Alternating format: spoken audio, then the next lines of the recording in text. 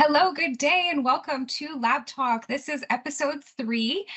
We are talking today about doing some spring cleaning in our refrigerators and hopefully keeping it organized so that we can improve some lab efficiencies. It is the series. Lab Talk is a series of expert tips to help you get the most out of the products in your lab.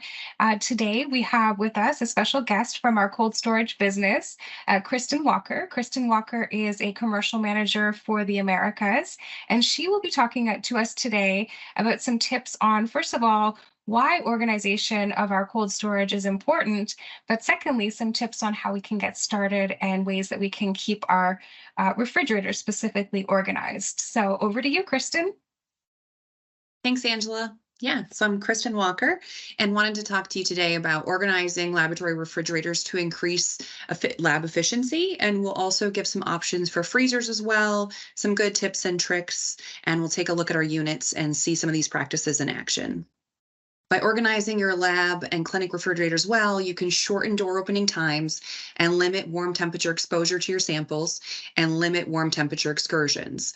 If sometimes you have to explain temperature excursions for your samples and do extra paperwork, this can really increase your efficiency and cut down on the time that you need to spend doing that.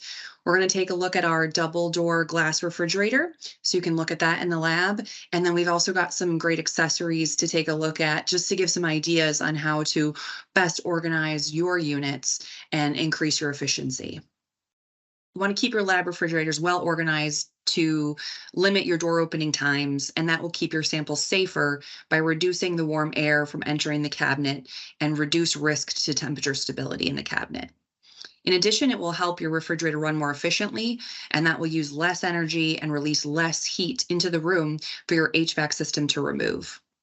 Here are some different considerations to help optimize efficiency. You want to consider glass door or solid door. Glass door can allow users to see the contents before opening the door, and that will help shorten the door openings, but light temperature samples will need a solid door. Consider posting a map on the outside of a solid door refrigerator with the contents and the location. A map could even help with a glass door option too, so that you put items back where you've decided that they belong. You want to choose accessories and shelf types for optimal organization. Wire shelves may allow smaller products to shift or fall. Stainless steel shelves have ventilation holes, but are more stable for products that don't fit well on shelves. You can use drawers or wire baskets for items that are hard to reach on the back of shelves. And also consider if one centrally located refrigerator may be necessary to house expensive reagents or samples, and that way the lab can share it. Or think about smaller refrigerators, including under-counter units that might work well for satellite stations or refrigerators for each bay. The smaller units and multiple of them can help reduce the door open time for each unit and reduce door opening number of times in each unit. But you have to consider what works best for your space and for your users there. Now we want to go to the Immersive Lab so we can see some of this in action. Perfect. So we're looking here at our double door glass refrigerator. And if we take a look a little bit closer, we can see a shelf support underneath that rocker. And this can be a really great option to give more support to a piece of equipment like that so that it doesn't move on that shelf. Perfect. That's a nice close-up of that. So you can see the difference there between like the wire shelves and then that shelf support there. It gives it additional support and then more before the feet as well, so the feet don't slip through. And then if we want to take a look next at some of our drawer options, below that we have the wire basket drawer.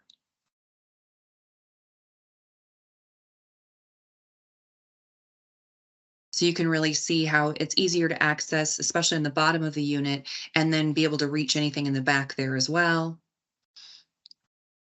And these can be installed by yourself. They don't need any tools to install, very convenient that way. And then on the other side of the refrigerator, we have the stainless steel drawer. So we'll take a look at that to compare.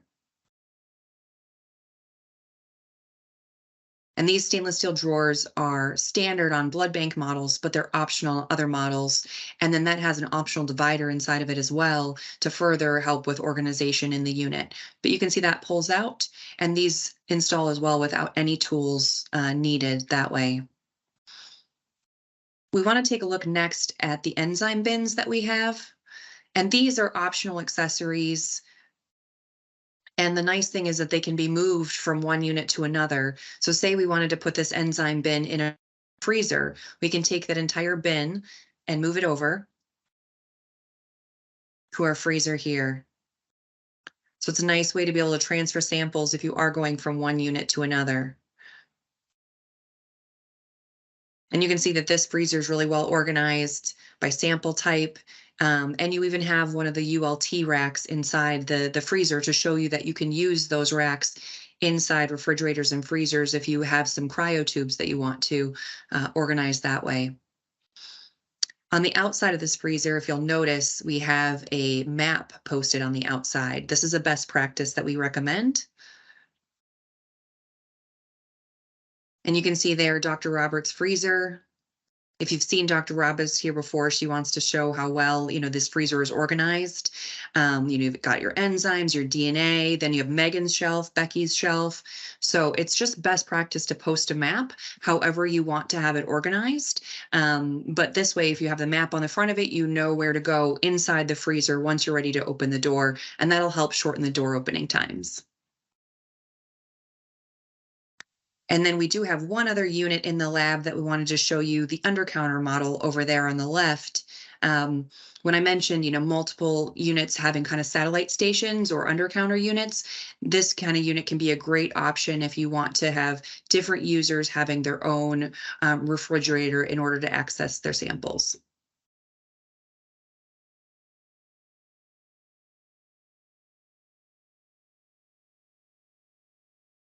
Yeah, we have different accessories for this as well. So that has two wire shelves up top, and then there's a drawer on the bottom.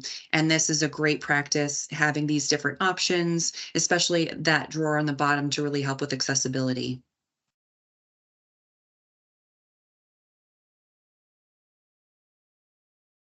That's perfect. Those are the accessories that I wanted to show you in the immersive lab and some tips and tricks for organizing your own refrigerators and freezers.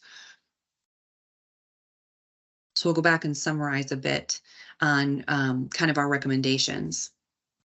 We looked at the refrigerator with glass doors with different accessory options, like that shelf support, the wire basket, and the stainless steel drawer to keep it well organized. Different accessories are better suited for different storage containers. Those enzyme bins fit in different units and are another option to help keep contents organized and easy to see. It was nice to see different size refrigerators, both a large double door refrigerator and also a smaller undercounter or satellite refrigerator like the undercounter model. If you use a solid door refrigerator, remember the map. You could have each end user having their designated shelf or just have the contents organized by product type. And that way everyone knows where they should go for them and where they should go back when they're done using them. We have some additional resources as well, some of our digital tours. So you could take a look at some of these different options in the product tours. You can see the drawers up close and see those pulled out. We have a virtual cold storage experience to see a lot of these units. And then we're also always happy to go ahead and schedule a live demo with any of these accessories that we have in the immersive lab too, to show you kind of how we've got these organized and how you might be able to better organize your own lab refrigerators and freezers. Thank you so much, Kristen. That was really helpful. I just wanted to point out a couple things. One, the freezer racks from the -80 in the other one, in the other -30 freezer. So that seemed to fit really nicely in that model. I think it was a TSX. What do you recommend people do if they really want that format, but they're not sure what to order or how to configure the right solution? Yeah, definitely reach out to their lab equipment rep so that they can get some recommendations because there are definitely different units that have different depth, and you want to make sure that those racks would fit in there. So if you have existing racks, they can kind of help you determine if they'll fit in, or maybe a different rack that would fit in better for your different product type that way. So we have lots of options, and the reps are very familiar with kind of the different dimensions of them and what to recommend. Perfect. And if we don't have the ability to buy multiple refrigerators, and maybe we have a refrigerator that's just disorganized right now, what do you recommend how do we start? How do we get started with this, process of organizing our Yeah, refrigerators? definitely organizing, yeah, with what you have is perfect. So start there and use move the products that you use most often up to the front of the units. Get rid of any products you don't no longer need to store, and then try to organize by either product type or user in the lab in order to give some organization to your units so that you can, shorten those door opening times. And then posting a map on the outside once you do have that organized, even on a glass door unit, that will really just help to ensure that everything gets put back where you've agreed that it belongs. Perfect. So I'm just going to flash those resources again, and remember that we have the lab refrigerators website, thermofisher.com/lab refrigerators. We also have the website for Learn, thermofisher.com/LERN. If you have any questions or want to contact your local specialist, the best thing to do is go to those websites and submit your information, and we'll get in touch with you with your local representative. Thank you, Kristen. This has been really helpful. So think about getting organized, keeping your samples as safe as possible with reducing the temperature exchange, if you will, when the door opens. Keep your door openings to a minimum, conserve energy, conserve your units, and I think everyone's going to be happier and more efficient at working through the lab if they can find what they need. So thank you, Kristen, for these helpful tips, and we'll look forward to seeing everybody next week.